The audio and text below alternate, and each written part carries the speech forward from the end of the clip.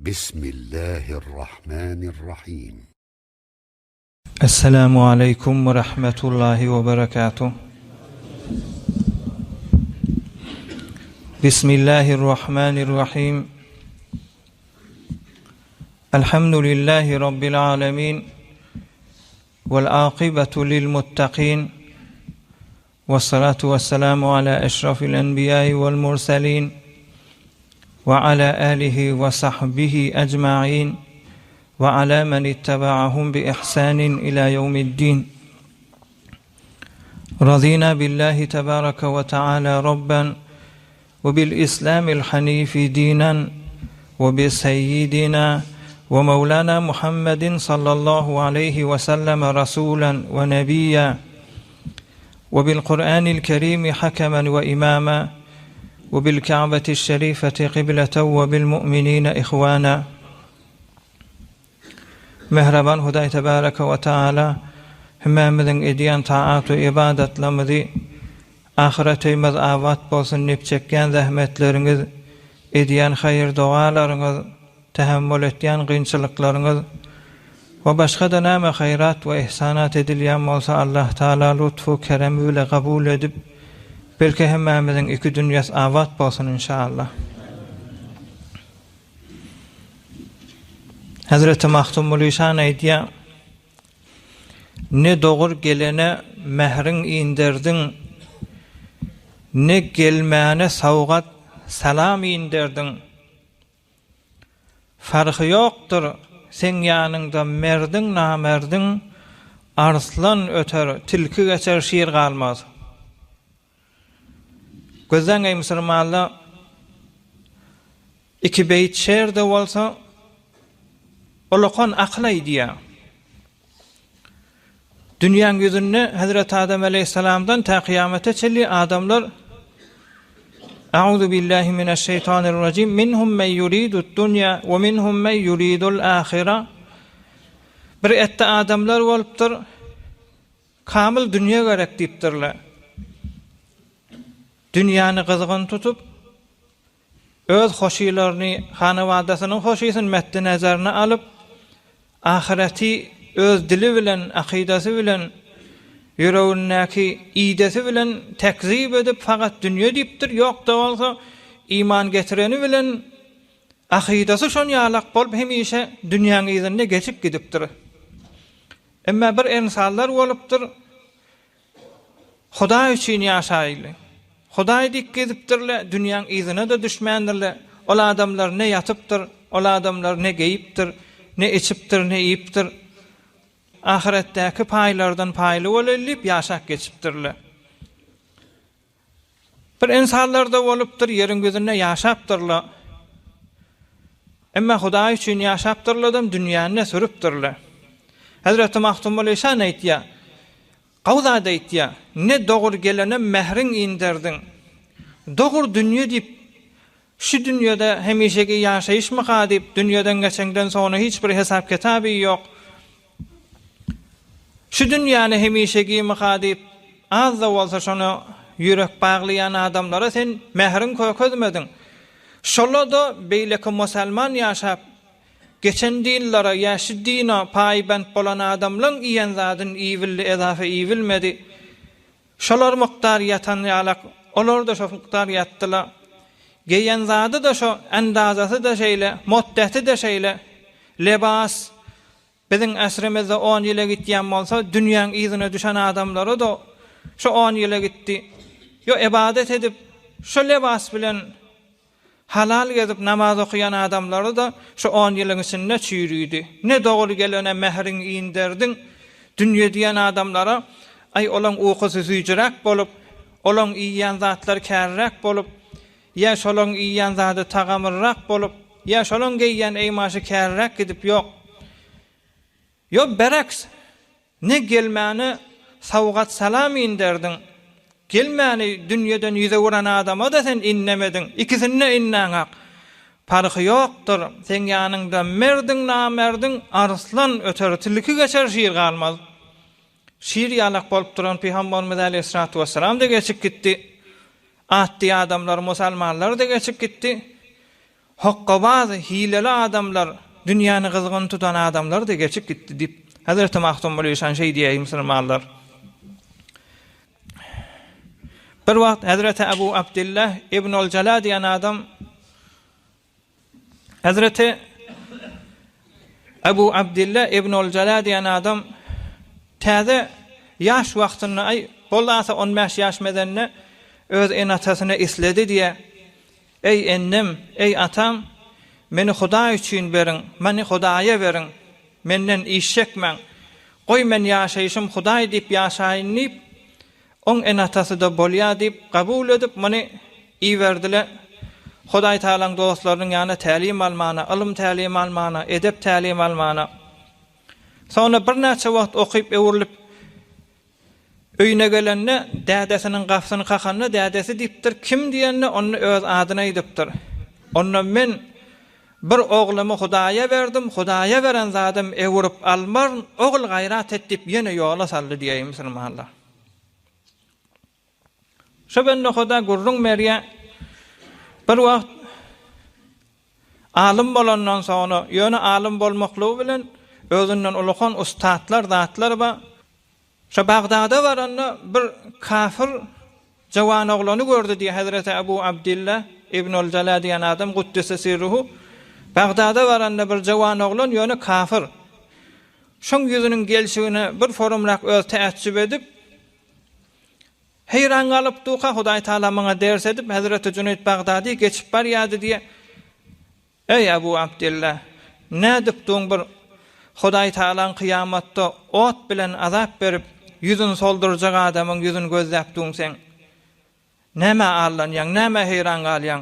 Şoň yüzüni gözläp Hudaý Taaladan daşalýaň diýdi. Şonda bir miktar gaflet bolup şoň yüzüni gözlänseň Hazreti Abu Abdullah diye Kur'an-ı Kerim'i men evvelen tahira ýatdym, hifz etdim. Hafiz-i kulli Kur'an-ı Kerim etdim. Şo lahzada men zihnimden çykdy diye. Ağladım näçe ýyllar. Yalvardım. Hudaý Taala tövbe etdim. Näçe ýyl ağlamdan soňra Hudaý Taala öz fazl we keremi bilen Kur'an-ı Kerim'i men zihnime, magzyma, yüregime jaýlady diýip Hazreti Abu Abdullah şey diýär. Ondan soňra men hiç zady heyran galy bilmerdim. Mabada Hudaý Taalaň beren paýlaryndan daş düşämäýin diýip. İzinden soňra gurrun merýä bir wagt Peygamberimiz Aleyhissalatu vesselamy ziyaret diýip Medine-i Munawwara bardım. Medine-i Munawwara var. Assalamu aleyke ya Resulallah. Ya Resulallah sana salam bolsun diýip salam berdim. Men sana mehman boldum diýip geldim. Sonra da ukun tutdy ýada bolup ýatyk galdym diýär. Peygamberimiz Aleyhissalatu vesselamy diýişimde gördüm. Ey Abu Abdullah, gelip maňa bir gors, bir tegelek çörek berdi. Diýişimde de şonu iýýän. Bir medenle iýemden sonra oýanypdyryn, oýanamda görsem şu elimde şu ýarsyny ipdirin, o bir ýarsy elimde diýip aýtýar musulmanlar. Diýjek bolýanym şoň özi ders.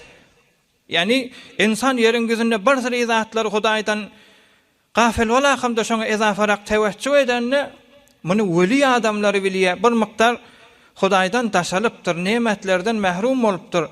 Emma inne Hudaý Taalaň özünden daşalyp, buyrugundan daşalyp, şeriýetinden daşalyp, hedefin başga zat diýip gitmek beter hatarnakrak bolýar musulman dogalla. Bir wagt o benne Hudak garyplykdan gurrun ber bize, garyp şu zamanda da beter garyplyk kän bolupdyr. Peşar gelýänmiş garyplyň üstüne bize garyplykdan gurrun ber diýenne çykyp gitdi diýe. Çykyp gidip 5-10 ýyl evlenip ýene gelip o hem garyplyň fazilatynyň garyp geçsen kıyamatda gönenjekden garyp adamlaryň çekýän gynçylygynyň Hudaýyň ýanyna boş gitmejeginden gurrun berip başlapdyr. Jellese tamam bolanny soratdyrlar. Ey Abu Abdullah sen daşary çykyp gitdiň diýeniň näme, munda näme hedef bar diýeni onu 4 dirhem kümüş jibimde bardy. O bilen etçik işi ýok, bir näşdäne çörek düşjek. Hudaý Taaladan utandym.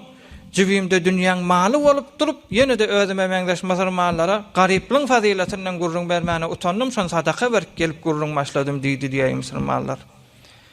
Bu gurrunlar ýadymyzda saklaýlyň.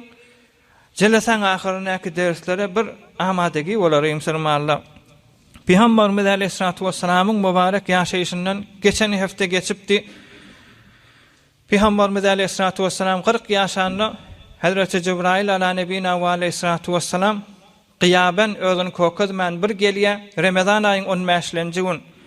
Sonra Ramazan ayın 17-nji gün Peygamberimiz Aleyhissalatu vesselam mübarek öýleden önce kıylula wagtda istirahat diýip duran wagtyny istirahat edip gary herade tekke berip duqadaşy. Şonu Hazreti Cebrail ala nebina ve Aleyhissalatu vesselam haqiqatan öz yaradılışı formunda Hazreti Peygamberimiz Aleyhissalatu vesselam'a görünüp 600 qanat, her qanatı da palança mün tenden perden dolu, inki kışık qanatı şon yerin yüzün Koreýa zemin yeri gocağına alıp bilacak ve tarihte alan gurrunu da geçipdi. Hazreti Cebrail ala nebina ve Aleyhissalatu vesselam'ın mübarek inki kışık perinden tenden her qanatın palança mün tenma perva inki kışık tenden näçe şehrestan qowmeloti Hudaý Taala azap bermeli bolanyna yerden goparyp yere düňderip şon ýalyk haybat bilen Hazreti Cebrail ala nebina ve Aleyhissalatu vesselam Peygamberimiz Aleyhissalatu vesselam'a görünüp ondan sonra ona ya Resulallah sen okuy diýende 3 defa onu gysyp ahyrda da sure-i mübarekeyi Iqran evvelki aýalary nazil bolup diýip musulmanlar. Peygamberimiz Aleyhissalatu vesselam qara heradan yere düşýär. Şu waqada sure-i Iqra iniýär. Entek Hazreti Cebrail ala nebina ve Aleyhissalatu vesselam hoşlaşanak. Qara heradan yere düşende düz yerde şonu Hazreti Cebrail ala nebina ve Aleyhissalatu vesselam bir sendeli getirip şonu oturup cennetten bir suw gelip bir rivayette de Hazreti Cebrail aleyhissalam öz qanatlarynyň birini yere uranna şatada çeşme çykyp muvaqqatan çeşme şonun qibla bakıp Hazreti Cebrail aleyhissalam dehret kılmana durdu diye. Eyni şumat bizim dehret kılışımız ýal. Peygamberimiz Aleyhissalatu vesselam'a da diýdi diye ya Resulallah sen şu forum dehret kıllyp. Peygamberimiz Aleyhissalatu vesselam da dehret kılýar. Sonra da 2 rekat namaz okuyor. Men näme diýsem sen ne diýersiň diýip cemaat formuna qibla bakıp Hazreti Cebrail aleyhissalam özü imam bolup Peygamberimiz Aleyhissalatu vesselam da şoňa üýüp 2 rekat namaz okyp ve şu dehretten Hazreti Cebrail aleyhissalamın galan dehret suwundan bir miktar Peygamberimize de mübarek yüzüne sefip şey dip 2 rekat namaz okyp sonra Peygamberimiz Aleyhissalatu vesselamdan hoşlaşýar. Ve hoşlaşmakada Peygamberimize dua etdi ya Resulallah sen evvelki ahirki eden günäleň ýurly ve her kimde kıyamata çellisen ümmetinden şu men dehret kılşym ýalak keşimat dinin aýtýan dehreti şu forum dehret kılsa günäleri ene dogma pek bolar ve kıyamatda Hudaý Taala'nın gargyşy senen kıyamatyň azabyndan nejat tapar diýip Hazreti Cebrail aleyhissalam Peygamberimiz Aleyhissalatu vesselam'a şey diýär. Bundan sonra musulmanlar bir näçe wagt wahy gelmeýär. Hazreti Peygamberimiz Aleyhissalatu vesselam da öýüne baryp Hazreti Hatice gurrun merýär. Ey Hatice mena şeýle bir gurrun bolly.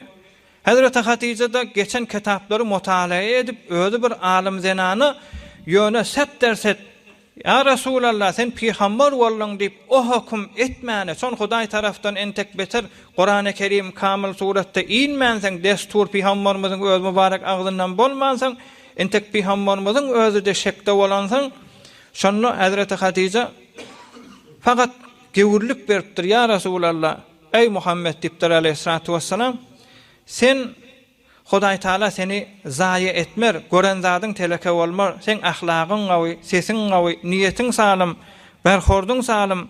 Ma yaf'alullahu bika illa hayran. Hudaý Taala sana näme berjekde bolsa, näme köp düşürjekde bolsa sana bäfitdir diýip gewürlük berdi diýe.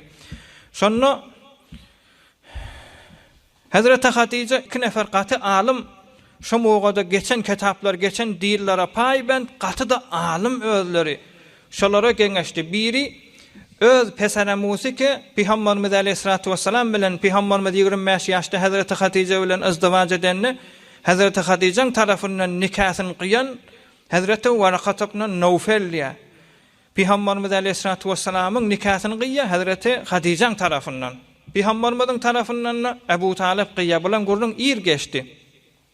Şonu gözü de görmäni ýaşy olakan wagtda Hazreti Hatice şoň ýanyna baryp ey agamyň ogly Waraqa maňa Jibrail aleyhissalamdan gurrun berdipdir.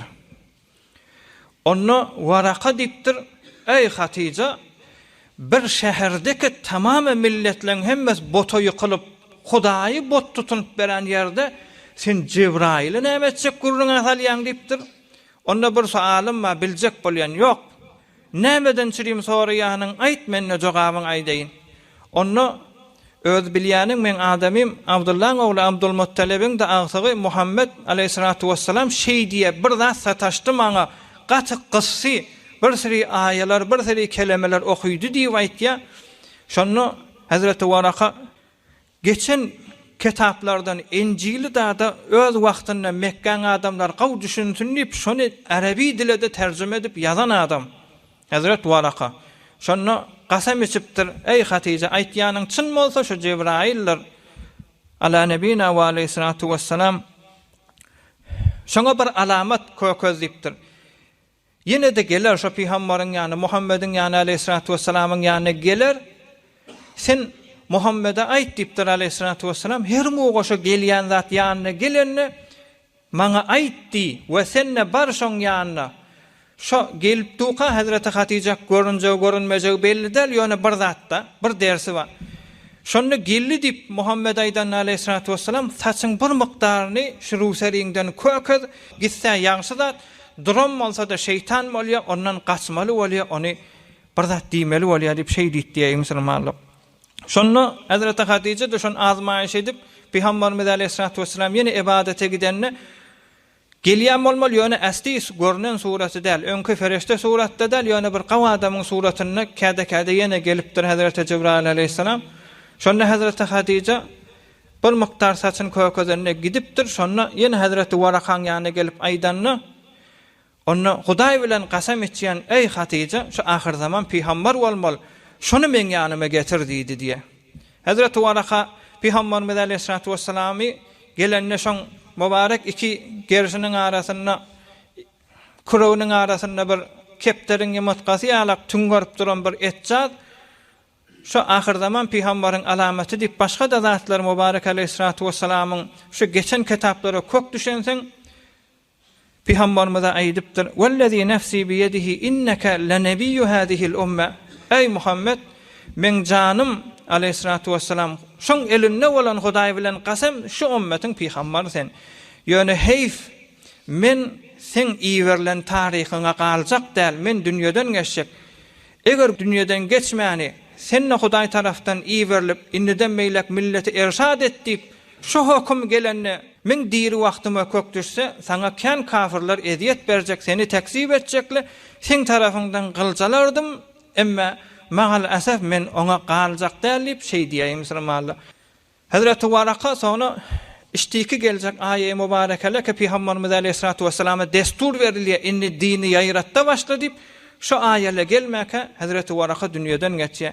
Peygamberimiz aleyhissalatu vesselam da mübarek hadisinde aýdypdyr, men Waraka Haticeň agasynyň ogly Pesaramusy bolan Waraka ibn Nawfal'y gördüm, cennetde ýaşly emaş bilen gülüp ýaşap bereni gördüm diýdi.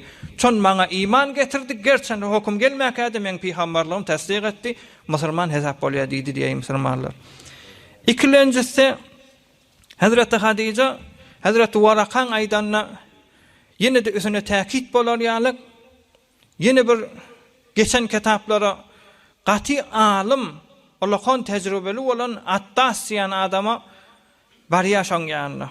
Hazreti Attas da Allah'ın adamlardan ýaş olan kitap baryn görüpdir. Geçen diýillerden kän ettilasy var. O da eýni ýanky görnüňler. Ey Attas, maňa Jibrail'den gurrun ber aleyhissalatu vesselam diýende şonu ýanky gurrun aýdypdyr. Hudaýa ibadet etmäni bota ýykylýan wagtda sen Jibrail aleyhissalamdan näme sual etýän? Onda ýanky gurrunlar tekrar ahyrda da aýdypdyr, ey Hatice, men elimde bir muqaddes geçen kitaplaryň tahrif bolmadyk bir azap tenek bir nusxa bar diýipdir. Şu nusxany saňa bereýin. Äkit şon Muhammediň ýanyna goý diýipdir aleyhissalatu vesselam. Şoňa täwil ber. Bu bir muqaddes zatdyr. Oň ýanyna gelen zat eger şeytan bolsa, şeytan sataşan bolsa, Muhammed aleyhissalatu vesselam'a zat derer yetmer, şın bereketine şi yazgıllaryň kagıdy ki geçen kötüpläň tehrif bolmadyk nuskasy. Yok.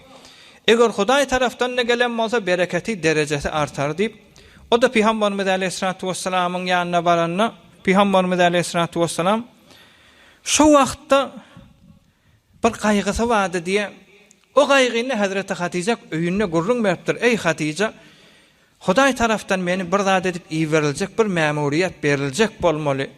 Ýöne men şo Sure-i Iqran evvelki aýalary eşdildi, nazil boldy. Şonu men Mekkan adamlaryna aýtsam, maňa däli ýerle ýa şahir bolup şeýer dürüpdir diýerler. Şundan gorkýan idi diýe. Bu gurrun awal geçipdi. Şonda Hazreti Hatice radıyallahu taala anha Peygamberimiz aleyhissalatu vesselam'a yankı tiki kağız vardı, içinden nuska vardı. Şonu eltenne Hazreti Cebrail aleyhisselam bela fasale geldi diye Peygamberimizin yanına Sure-i Mübareke'ye kalamın evvelki mübarek ayelerini nazil etti diye. Euzu billahi mineşşeytanirracim. Nun vel kalemi ve ma yasturun. Hudaý taala şu nun diyen kelime bilen qasam etdiye. Kalem bilen Hudaý taala qasam etdiye ve ma yasturun. Feriştelerin yazyan zatları bilen qasam etdiye. Ma ente ya Resulallah. Ma ente bi ni'meti rabbika bi mecnun. Hudaý sana nimet berdi. Şu nimet sebepli sen değerli nimetin eýesi bolýan sen. Ve inne leke le ecran gayra memnun. Sana kesilmeyecek bir sogap, bir padaş geljek. Ve inneke le ala hulukin azim. Sen bir hiwre hoş ahlak adam. Seni değerlimeli ya başga zatlar bilen sifat berilmeli adam däsen. Fesatubsiru ve yubsirun. Men berjek derejämi sen de görjek, beýleki adamlar da görjek. Bi ayyikumul meftun. Sen dälimi ya bota ýykyp beren adamlar, bota çokunup beren adamlar dälimi diýip şu mübarek aýalar gelýär musulmanlar. O hem şuň üstünde de ýene de Hazreti Attasy ewrup şu namany eltenne, şu nuskany eltenne Hazreti Attas aýdypdyr. Yankı ahir zaman Peygamber diýip buýşlaýar musulmanlar. İniştada bir qysgaça gurrunma. Deslap Qara Herada Sure-i Mübareke Iqran evvelki aýalar inni bir näçe gün geçenden soňra Peygamberimiz aleyhissalatu vesselam'a Sure-i Mübareke kalamyň evvelki aýalar inni. Inni şu muddetde Peygamberimiz aleyhissalatu vesselam bir rivayette 3 ýyl, bir rivayette 2 ýyl ýarym, bir rivayette 2 ýyl Ramazan aýynyň näçesinde Hazreti Cebrail gelip başlady 17-sine. Ramazan aýy tökönýänçe näçe günma? 12 ala 13 günma. Bir entek tarihdarlar diýipdir, Ramazan aýy çykýança Hazreti Cebrail gelmedi. Ramazan aýy çykandan soň ýene Kur'an inip başlady diýipdir. Ýöne sahihrak tarihe wara takriben 2 ýyl ýarym, 3 ýyl Hudaý tarafdan hiç mowada aýy kerime gelmändir. Ve Peygamberimiz aleyhissalatu vesselam Qara Herak gidip Hazreti Cebrail aleyhissalamyň ewreden 2 rekat nefil namaz ýaly ibadet edip ondan gelende de Beytullah tawaf edip sonra Hazreti Hatice'nin ýanyna barardy diýe musulmanlar.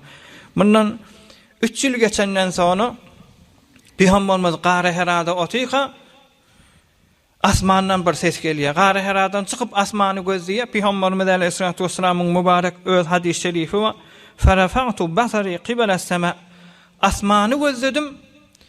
Awal 3 ýyl mundan onça Qara Herada maňa gelen ferişte ýene şu öňki yaratylşy ýalak asman bilen ýeriň arasyna sendeliň üstünde oty haýwat bilen Peygamberimiz aleyhissalatu vesselam ýene götermändir.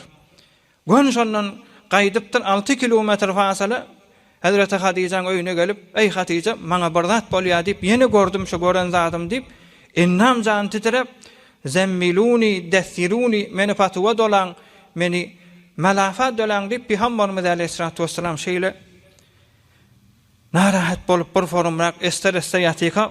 Şonda Hazreti Cebrail ala nebina ve aleyhissalatu vesselam mübarek 2 suran evvelki aýalaryny indirýär. Evvel Sure-i Mübareke'ye Muddessir. Euzu billahi mineşşeytanirracim. Ya eyyuhel muddessir. Ey patwa dolanıp duran Peygamber, kum tur fe enzir. Milleti irşad et gorkuz kıyamattan. Ve rabbeke fekebbir. Hudaýyň ulla. Ve siyabeke fetahhir. Namaz okuyacaksın. Lebasyň arassa bolsun. وَالرُّجْزَ فَهْجُرْ telekazatlar ebber ve la temnun testekthir ve li rabbike fasbir. Ştağa selim iňe we iz ýanyna da şotada bela fasala Peygamberimiz Aleyhissalatu vesselam giýje ibadete beter haris bolansaň, hewasy bolansaň, ýöne näjre ibadet etjegini bilmenseň, Sure-i Muzzemmil'in de deslapky aýalary ýa ya eyyuhal muzammil, ey patuwa dolanıp duran Peygamber, qumil leyle illa qalila, giýjen köpsini ibadet bilen geçir. Nisfahu aw yanqus minhu qalilan aw zid alayhi wa rattilil Qur'ana tartila. Inna sanulqi alayka qawlan thaqila. Sana bir kelami indirjek bolýas, hewara agyr. Mesuliyeti de agyr. Kıyamatda yetirip bilmesen, mesuliyeti dünyada agyr, yetirmeli kıyamatda da agyr, sorak jogap boljak. Hazret Ali gurrun Meryem radıyallahu taala kâdeşi vahiy inenne Peygamberimiz garip ýassyk ýok ey musulmanlar. Kâde vahiy inenne men üýlügimi ýassyk edip ýatyp duran wagtyna kökgelerdi. Şonna bygat agralardy, üýlügimin sünkleri kıtırdap dewiljek bolardy diýýär musulmanlar. Peygamberimiz Aleyhissalatu vesselam'ın mübarek kellesine agram düşüp mesuliyet taraftan agyr, Hudaý taraftan näme gelipdi. Bela teşbih düşündirmek değil, asman bilen yerin arasy farky var. Bir organ hay dowlatydan sana SMS gelip mesuliyet bir zat edip tehdit edilse ya bir agyr wazifa goýulsa, adam ewe ýyzy süýşýär. Hudaý taraftan o da Peygamberimiz Aleyhissalatu vesselam'ı mesul ve wazifa formuna gelensen şeýle boldy diýär musulmanlar. Ey jawan oglallar, ya Resulallah giýje yatma, az yat, köpsün ibadet etip Sure-i Muzammil'le gelenden sonra Peygamberimiz Aleyhissalatu vesselam bir ýyl eçelim din men giýje ibadet edip hatta mübarek baldyrlar çiýişdi diýär. Ve kan kynçylyklar indi geljek hefteden meýlek başlajak.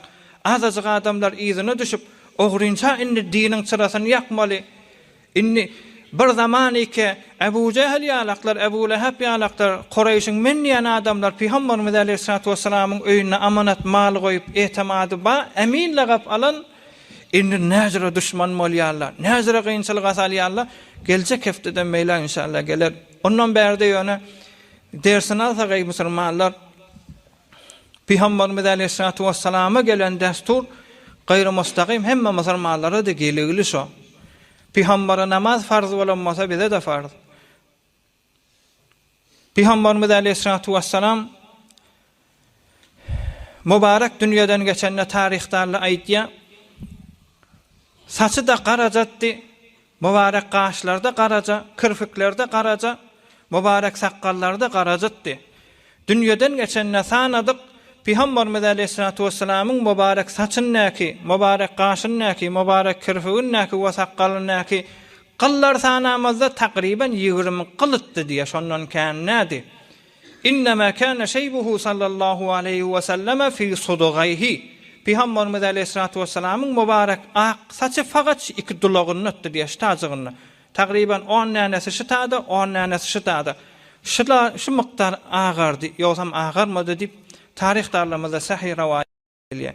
Indi şu 20 däne akyl näme gizine agaran bolsa goýy musulmanlar. Peygamberimiz Aleyhissalatu vesselam aýdypdyr şeýyebetni Hudun we ahawatuha. Meni Sure-i Hud we Huda mengzeş amma yatasaelun ýalak, iza şemsu kuwirat ýalak. Bir sureleri ki kıyamattan agzalya, kıyamattan gurrun etdiye, kıyamatyň kynçylygyny Hudaý Taala orta atýan sureler meni garrytdy diýipdir Peygamberimiz Aleyhissalatu vesselam. Şoň gaýgasy. Näme diýip? Sure-i Hudda Hudaý Taala aýdypdyr, "Fastaqim kema umirta." Ya Resulallah, istigamet etmeli bolarsyň. Ayağı sünnet dayaw durmaly bolarsyň kema umirta buyurulşy ýalyk diýip Hudaý Taala şeý diýipdir.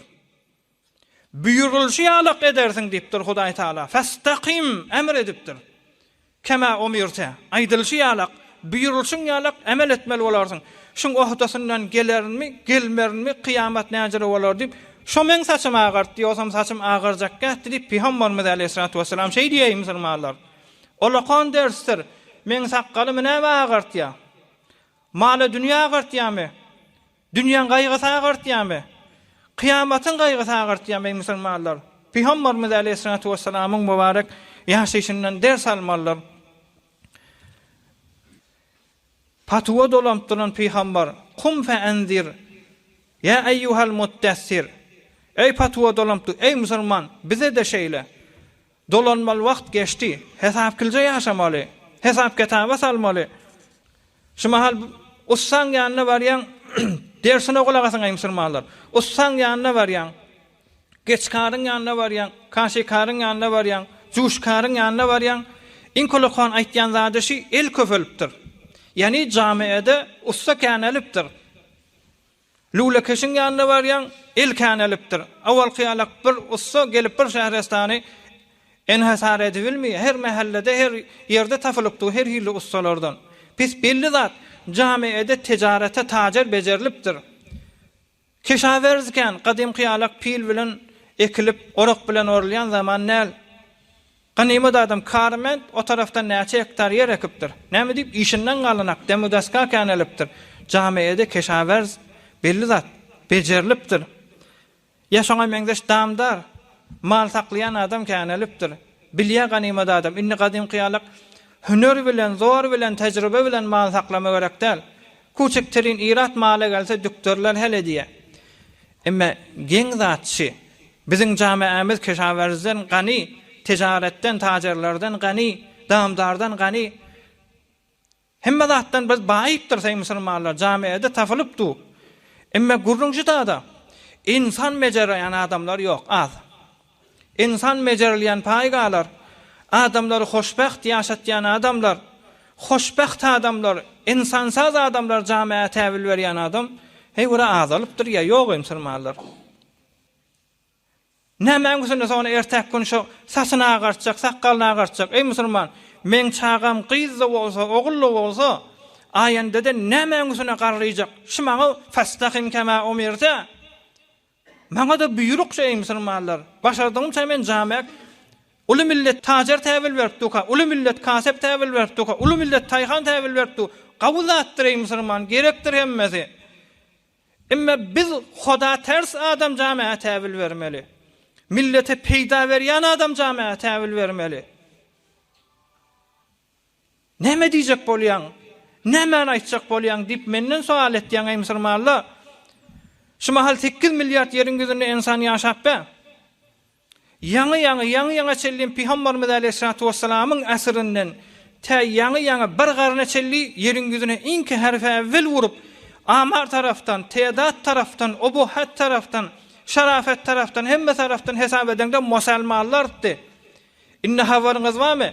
1 milyar 800 milyon musulman ýaşapdy. Oň içindäki kän İslamdan gayri firqalary ki İslamyň ady bilen ortaga gelipdir we biz hiç mogada on kafir diýip hesap edip bilmeýäs. Şolary bilen 1 milyar 800 milyon bolupdyrys. Habarymyz barmy musulman dogully 2 milyar ýarym oglay Mesihi bizden geçip gidipdir. Bir din iken mensuh bolupdyr. We şoň peýrowa İslamdan iken 2 milyar 380 milyon Mesihi bar ýerin gözünde ýaşamar. İslamdan geçipdir ey musulmanlar. Hanı musulmanlar, meger musulman dünyaya getirmeýärmi, tebliğ etmeýärmi? Bizim öz şäherestanymyzda, Türkmen Sehrada resmen amuzaş Mesihiyet ba. Men çağamyň aýandadäki dini وَمَنْ يَبْتَغِ غَيْرَ الْإِسْلَامِ دِينًا فَلَنْ يُقْبَلَ مِنْهُ وَهُوَ فِي الْآخِرَةِ مِنَ الْخَاسِرِينَ. İslamdan başga din bolmar diýipdir Hudaý Taala. Şu Mesihiyete gaýgy etmeýäsmi? Bernama dökmeýäsmi çağalamyzyň üstünde musulmanlar? Ya etiyattan gurrun etsek? Etiyady gurrun edeyl. Ey musulman, biziň öz keşwerimizde 12 milyon, özü näçe milyon? 80 milyon biz jemiyetimiz var biziň ýurdumyzda. 12 milyon etiyada gireden adam mı? Hesap edin. Şu 12 milyon iki muhtat bolupdyr, etiyada giredipdir. Şoň 10 dersede çağa diýip iptidaý çağalar. Ýyla habaryňyz barmy? Ýyla salyana taqriban hesap ederlerinde 700 ton tiryek masraf bolýar biziň ýurdumyzda. Hem şer'ende işgaly var, hem kanunen de müşkeli var. Yani günne biziň öz ýurdumyzda 2 ton masraf bolupdy. Musulman ýurt biz özümizde musulman dogully. Ya şişe kristalli 100 tona goly ýyla salyana masrafymyz var biziň. Bilmeýäsmi biz Hazreti Mahtum Aleyşan aýdypdyr, iman bir tilkidir, gewre bir hindir, tilki tüssä durmaz, hinne çilimkeş. İman bilen tüsse bir yerik jaýlaşýan nädir diýip durmakdan bolýarsan. Ehtiyady urmak däl ha, zerarına içek bolýan ey musulmanlar. Şu mahal ey jowarlar, galyanyň hawaryňyz barmy? 7000 maddi şimiýaýdan teşkil bolýar diýip amara resmide edare behdaşdaýdy we tahqiqy bilen 7000 däne maddi şimiýaýdan teşkil bolýar. 400 maddi semmisi we 70 maddi seratan zaty bar diýişi fakat galyanna. O da muattar galyanlar iki miweyi diýip mesref edilýär. Sen pul verip ölümüň satyn alýan. Tijarete merk diýilýär muňa. Ölüm bilen tijaret. Şuň üçin näme musulman biz jawan oglary näme diýmeli? Ehtiyat dowum ibtidai geldi diýär musulmanlar. Dowum ibtidaidäki çağa ehtiyady bilmelmi? Nämäni bilmeli? Günne düşü biziň öz ýurdumyzyň öz sazmany behdaşdyň berýän amary 1402 amary. Günne 70 nefer kulla keşwerde 70 nefer ehtiyada kanaliýa detedi ki salamlardan aluda bolýar. We günne de meýangyn 10 nefer kulla keşwerden ölüpdi. Mene sazmany jahany behdaşdy jahany hesap edip elam edipdir. Kullu Koreýa hakida korona näçe ýyl bizi egledi. Mubtala boldy. 2 ýyl ýarym koronak mubtala bolup ýer dergir boldy kullu Koreýa haky. 2 ýyl ýarymyň içinde 3 milyon ýarym adam gyrylypdyr. 2 ýyl ýarymyň içinde 3 milyon ýarym adam gyrylypdyr. Emma ey musulmanlar, şu ehtiyat bardyr. Ehtiyat bilen saliyane 8 milyon adam ýylla janyny berýär diýär. Koronan taqriban seberaberi bolýar. Jawarlaryň üstünde işlemeler mi musulmanlar? Ýa-şoňa meňdeş hotkoşylar aýtjakmy? Kullu jahanna biziň öz ýurdumyz, biziň öz keşwerimiz kullu jahanyke taqriban 189 keşwerden teşkil bolýar. Jahany 58-nji keşwer iki hotkoşysy beterken. Yani guna 15 nefer miýangyn hesap ederlerine kullu biziň ýurdumyzda 15 nefer guna hotkoşysy bardy. Ýyla 5000 gatl bolýar. Adam öldürýär. Bir surete emd o da mubaşir formunda. O tesadüflerde ya başka zatlardan çim gitýän ola bähjoda. Ya meşrubatyň gurruňy. Ey jawan oglallar. Biz alkolüň zerarynyň gurruň atjak däl, meşrubaty alkoli musulman ýurtda ýaşap bers. Bir günäler ike, bir tagziýeler ike. Gözden ey musulman adam doňguzyň etini ýemek dogry däldir. Emma Peygamberimiz aleyhissalatu vesselam aýdypdyr. Arak, şarap, bir suwi ike şonu içjek bolýan adam evvelin bar şu ödü bilmeýär garanqylyň içinde. Yoksam şoň ýüregindäki imany şoň özüne jan çekip aglaýar diýe men özümden guýma diýip. We guýan lahzatynda da iman daşardadyr ýa ta halate öňkü halata atdysyna gelip huja gelýänçe halate moskerlikden, sakrarlykdan çykýança iman daşyna duýdy ey musulmanlar. Meşrubat-ı alkoliden havarımız var mı? Kulluk bizim keşverimiz musulman keşver. Jahanda 189 keşverin içinde ilk mesrefe alkolide 9-njy keşver diye mesrefi kan. 5 milyon mesrefe alkoli var şu bizim öz ýurdumyzda, öz keşverimizde. Hesap ederlerinde ýylla 500 milyon litr arak mesref bolýar diye. Yani ruzany kullan hesap edende 2500 boşka bolýar musulman. Habaryňyz barmy? Ibtidai ýoglarlar gidýär jengale. Arak içýänden habaryňyz barmy musulmanlar? Görýärse biz gidýär jahtda gezip bäs. Otak gidýän wagda, pytak gidýän wagda ýolda gelýär awara. Entek saqqal çykmadyk, murt çykmadyk oglan sakran ýoluň kenaryna gyşaryp ýaty. Ne özünde bilen agay musulman. Biz şoňa ya eyyuhal muttessir, ey patwa dolanıp duran ata, ey patwa dolanıp duran ene, haçan oýanmady biz ey musulmanlar. Ya sekitlerden, dertnak gurrunlardan ey musulmanlar.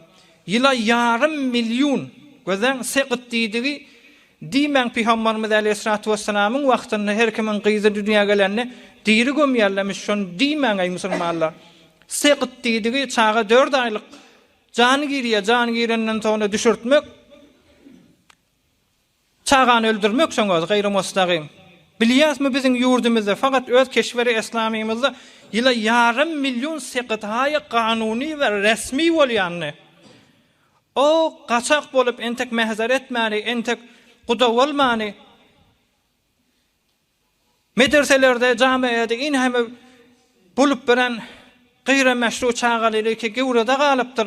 Onda derman bilen pul bilen sakd edip, onda gidip aşgaldan idi. İnsani ki eşrefe mahlukat ey musulman dogollar. Asbehem mesuya ahtar taqti adem mescud ran yaşnaqti. Hazreti Cebrail aleyhisselam örýäňiz şeýle haywatly Hudaý tarapdan şeriýet getiripdir. Emma şeriýet getirdi de Hazreti Adem aleyhisselam yaradylanyna tamamy ferişteler, çem mukarrebin bolsun, çem beýleki ferişteler hemme secde ýykylypdyr ey musulmanlar. İnsanyň şerafeti ferişteler secde edipdir, secde-i ihtiram. Indi gözler insandan ölen çağany gidip aşgalyň arasynda musulmanlyň ýurduna tafalypdy ey musulmanlar. Indi gaýry mustaqim aýtjak bolsaň, gaýry kanuny aýtjak bolsaň, tenfuruşi 13 ýaşdan etege geldi diýýär musulman gyzlaň arasynda. Bir azadyk sandwiçe, bir azadyk jamiýedäki dertten görüň berýän. Bir sandwiçden şim garny doýurjak bolup. Ya birji çekmäne bolsa bolýan mawatdan tapmany gyzoglarlar ýa-da analar özü tenfuruşi edip özüne meňeş ehtiyady gireden adamlaryň arasyna rawabeten ameşru. Ey musulman biz ölmelihmi inhemi sarmaýy ýygnap näme ýarady? Bir ehtiyada girip beren jawan oglan ya jawan gyzyň garny doýurmajak bolsa, şoňa eýmaş bolmajak bolsa, şoňa sagyf bolmajak bolsa, men 1000 milliard pul ýüşüreyni musulmanlar. Hasan biz patuwdan turmaly, hasan biz oýanmaly musulmanlar. Birje sandwiçden çirip, taňry gün berse subhana gerek, nahar gerek, şam gerek ey musulmanlar. Bir günne, iki günne Hasan Sellim musulman şahadatları biz hilafe meşru bilen biziň aýal oglanymyz jobran edip tämin edip durmaly. Hani biziň sermaýamyz ey musulmanlar. Ya izdivaçlar hezara çarsatda geçen ýylyň izdivaçy kulli resmi izdivaçlar. Gaýra resmi kim mehzere barman sawulşýarlar on gurrun açjakda. Resmi, betora resmi, defter esnady resmi kişwerde mehzer edilip izdivaç edilen 500 000 izdivaç bolupdyr. Şoň 200 000-y bir ýyla ýetmän ýene talaga bardy diýär musulmanlar. Ýani 3-den birinden geçip barýar. Oýun bolupdyr ki ey musulman bular. Qum fa anzir. Hasan Sellim bize musulman biz galmaly wagt bolly, oýalmaly wagt bolly musulman dogolly. Biz gaýrat etmeli musulmanlar. Ýa evvel jelesede gurrunga geçendir. Hazreti Abu Abdullah ibnul Jalad gurrunga geçdi. Şoň wagtynda ýeriň ýüzünde zorly ewliýalar wady diýe, 3 ewliýa wady, 3 zorly adam wady ki 4-lenjes ýok diýerdiler diýe. Gaw düşünüň, Peýgamberimiz Aleyhissalatu vesselam'a mehman bolup baranna, ýarty çörek ip ýarsyna sonra oýanyna eline tafan Hazreti Abu Abdullah ibnul Jalal wagtynda ýeriň ýüzünde zorly 3 tane weli we 3 nefer weli we 4-lenjes ýok diýerdiler diýe. Şoň bir Hazreti Cüneyde Bagdaddan Hazreti Abu Abdullah ibnul Jalal Neşaburdan Maşat tarafdan bir de Hazreti Abu Osman diýen adam Şam tarafdan Suriye tarafdan şu 3 tane adam zorly ewliýa ki 4-lenjes ýok diýip sanalardy diýär musulmanlar. Şulardan bir gurrun aýtjak Hazreti Abu Osmandan. Hazreti Abu Osman Şam şerifde geçen ölilerden bir wagt bir iptidaý okuyan jawan oglan diýär. İptidaý okuyan jawan oglan 4 nefer bolup medrese barýardyk diýär. Hazreti Abu Osmanyň özü gurrun berýär. 4 nefer o mugada medrese zat beter az bolansaň birimiz Afrikadan gelen, bir hemkalasymyz Afrika tarafdan Etiopiýadan gelen, biri de Türkiýe tarafta gelen, biri de Afganistan tarafta, biri de Türk dilli bolan 4 nefer bolup biz barýardyk diýär musulmanlar medrese garşy. Hazreti Abu Osman diýen adam. Şonda biz medrese barýar 4 bolup barýas. Ýolda bir karwansara bir gadymyrak bir mehman otak bolmaly şoňa barýardyk. Hazreti Abu Osman eýwara mallar adam. Şoň murakkaby we içine batyryp ýazylýan murakkabiniň gawy gyzyllandy diýär. Bir defesine şeýle selle ýalak bir zat oranyp şoň defesinde de bir gamyş ýalak şu da erzeşli bahal könek bilen barýardyk, karwansarak bardyk. Din diyanet ýöne sadece musulman. Şonda baramyzda kerwansarada gördüm diye Hazreti Abu Osman bir eşek dakı boldy. Şoň arkasy ýagry yara bolupdyr. Şondan da bir kuş gelip bir wahşy kuşlaň bir gelip şondan ip şon etini özüp oturan heýwanla ony gurugy bilen aýryp bilen akne ýagyrynda bolýar. Ýöne gerliýän bolmaly hissat edibilenek, elinden hissat gelenek. O hem ýanky hem klaslam girdi. Özüni iwiçmäne bir nefer galdy diýe. Şu bir nefere diýdim men, nädipdiň girdi diýemde onna senden ders aljak. Sen bir gawaglan seferde senden bir hatyralam bolsun, bir dersim bolsun diýip durdy diýe. Onna durjak bolsaň mene şu heýwan eşege rahmet diýen etdi. Bahaly donu bady şoň arkasyny örtäkamda defesine selle diýip durany. Şonu gawja edip şo bilen bil guşak edip daňyp sonra da yoldaşlar gurrun meriýe.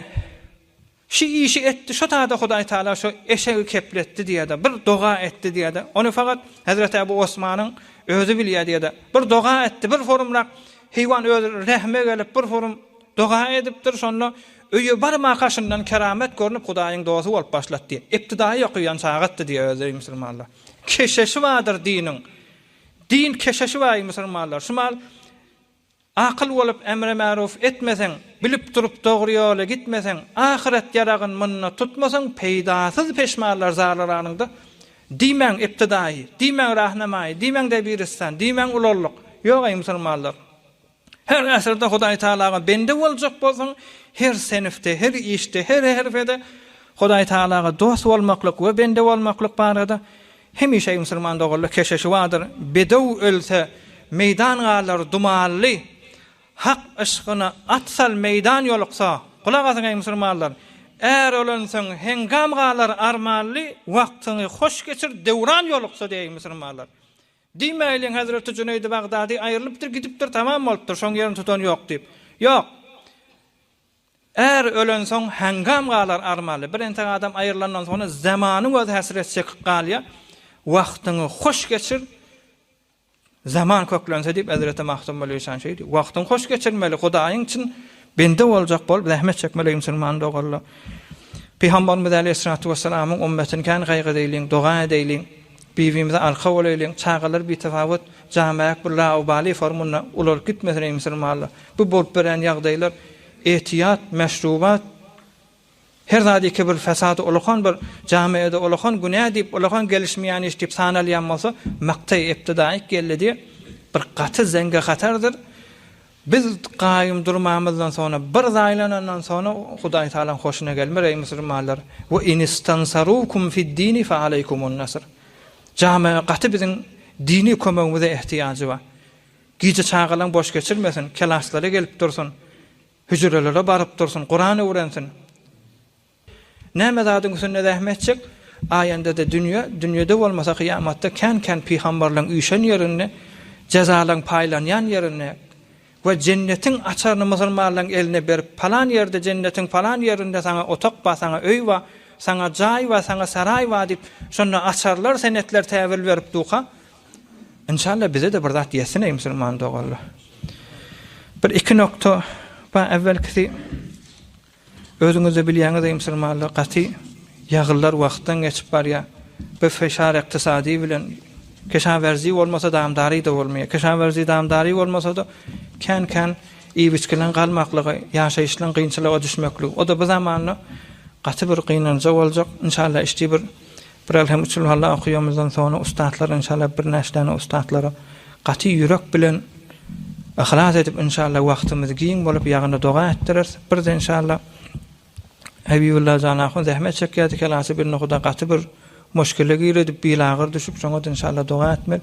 Hem de estağfurullah hem zatyň dermany ýagyn ýagmandyran günä sebepli günäne ýuýan zat estağfurullah. Hudaý üçin bir 100 mertebe estağfurullah edil, ondan sonra bir elhem üçin Allah okyp, inşallah ustadlara doga etdirer. Okyp.